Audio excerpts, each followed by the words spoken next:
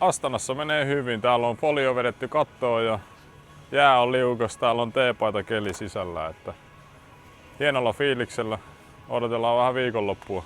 Justi on saatu vähän seikattua jalkoja auki, että vuorokauden istuminen saadaan pois sieltä. Ja kyllä tää tästä herkistelyä. Tänään oli hyvä päivä jäällä ja Hervenissä oli hyviä juttuja paljon ja rohkaisee eteenpäin tietysti sellainen. Mä edin Seinäjoella oikein nätissä kevätkelissä viikon vähän jäällä ja ensin tietysti tonnista palauteltiin, huudeltiin paikat pois ja sitten siihen vähän pientä starttia ja terävää reeniä ja sitten olikin matkustus tänne jo aika pian. Ja nyt on päässyt vähän niin kuin herkistelyn makuun, että tuntuu, että toi oikea reisi on välillä tukossa ja sitten se saa taas vähän irtoamaan, niin nyt on oikeanlainen meininki. Tässä mitään vaivoja on.